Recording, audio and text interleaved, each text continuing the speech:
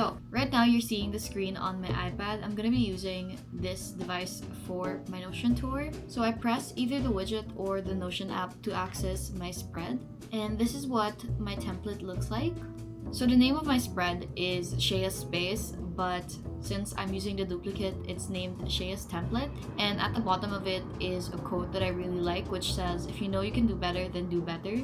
After the quote, I have my to-do list. Now, I used to have my tasks in a separate page, but I found that because it wasn't as accessible, I wasn't using it as much. And I'll show you what my spread used to look like. So this is how my Notion looked a few days ago. On the top left corner, you can see a page called Task List, and that's where I used to store all of my tasks, but I realized that I didn't really use it as much because it was hidden away. So all you have to do if you're using the template is at the start of the week, just change the numbers here. Then if you'll notice, there's a divider between these two tasks and the other to-do list boxes. And that's because the tasks that I put up here are my weekly tasks and I do it for that specific day. So for example, we have every Sunday I reset and update my work list, and every Wednesday I do an hour of French and I meal prep. I also put 3 extra boxes for tasks that I'm doing on that specific day. So for example, on the 15th today I am filming this Notion tour, so if I were to put it in my to-do list, I would put film Notion tour,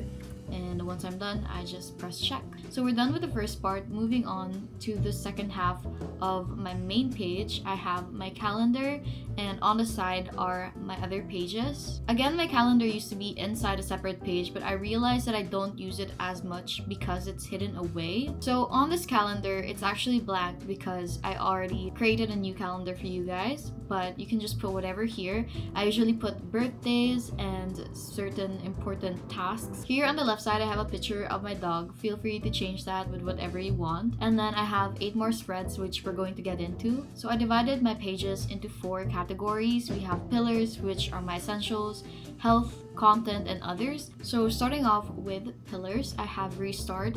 Restart is my page that I use whenever I do reset Sundays or whenever I clean. So I have a list of things and areas in my condo and my digital spaces, which are my phone, laptop, and iPad. This is a good way for me to make sure that I have all bases covered when I'm cleaning and when I'm organizing, and I do the same for my digital spaces. Then at the top, I think I'm going to be leaving this in the template, but these are just, for me, the most important habits that I want to foster. Moving on to my next spread, I have my goals list. I'm still trying to figure out how I want to make this page because I feel like it's gonna be good if I also have it outside in my main page so that I keep looking at it every day and reminding myself of my goals. Then we move on to my health pages, starting off with this called wellness. I just have here what I envision my workout routine to be for this coming term, and then at the bottom I just have some recipes. I love baking and I love creating recipes as well. Next I have Earthlings, which is a very niche thing for me. It's just a reminder to myself to be a little bit more conscious of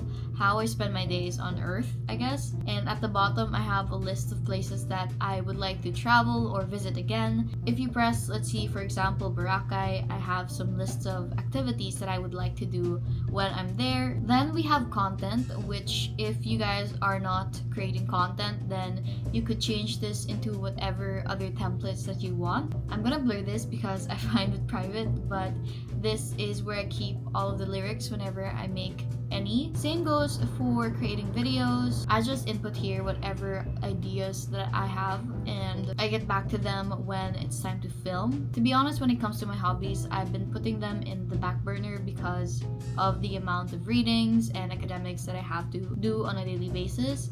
But I do plan on getting back into it, of course. Alright, and at the very bottom, we have the others category. So it's composed of my expenses tracker as well as the page that I use whenever I learn French. So let's actually start with the bottom one, which is language. And this just has a list of all of the things I've learned as I progress in learning French. Then on my spend page, first things first, I have my wish list and some random other things that I'd like to purchase. As well as on the right side, I have my grocery list for whenever I go grocery shopping, as well as self-care list whenever I'm at Watson's. Because the problem with not having a list is you either get way too many stuff or forget to buy especially the essentials. At the bottom of this page, page, I have my expenses tracker.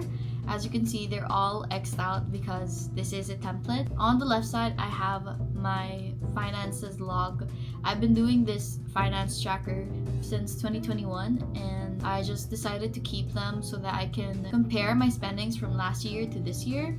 Then next we have the sent and savings. This is where you'll input how much you saved for that month and how much you were given for that month. For example, if you're on an allowance basis like me. We have a budget cap, which is basically just a list of the things that I usually purchase with my allowance. And how I list down my purchases is I just categorize them based on food, essentials, leisure, and bills. So whenever I buy something, for example in January, these are all the food items that I bought, and I just calculate them manually using my calculator. There are probably automated spending templates that you can use for Notion, but for me personally, I like manually computing just so that I'm more conscious with my spending. Okay, so now that we're done with the second half of my main page, lastly at the bottom I have my school area, and this is where I put all of my tasks, all of my assignments and whatnot. Again, this was inside another page, but I just wanted to be as accessible as possible, so I kept it here. I actually created this template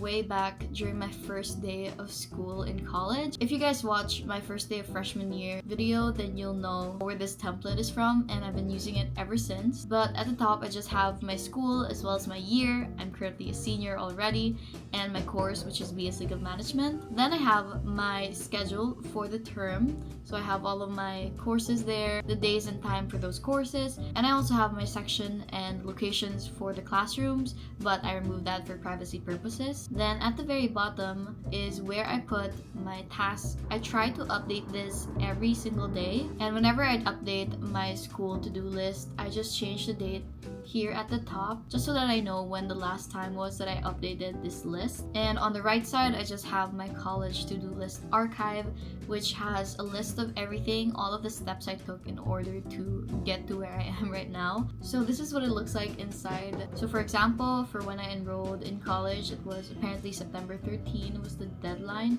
and these are all the steps that I took. Another example are shipping of enrollment documents, and these are all of the instructions that were given to us. And finally, at the very bottom, I have each and every single one of my courses for this term. Whenever I have a new task, I just press task here, and then it creates a to-do list box. And for example, I have an assignment pending, so I'll just put assignment. And the due date, let's say September 20, so I just put 20 here. Once I'm done with the task, I just mark it check, and then I move it to inside here, close this up, and whenever I want to see an archive for my task for this certain course, I just open this up. And by the end of the term, once everything's done and all the grades are out, I just remove everything and reset. And that is it for my entire Notion tour. I hope you guys enjoyed. I'm going to be leaving a template of this down below. Again, I encourage you guys to make everything as accessible as possible so that you're able to use it much more often. I hope this video helped, especially for those who are just beginning to start off with Notion. It's a really great tool for organizing your life. I've been using it for over 4 years now, and it's just been really helpful. I hope you guys enjoyed this video, and I'll see you on my next one. Bye!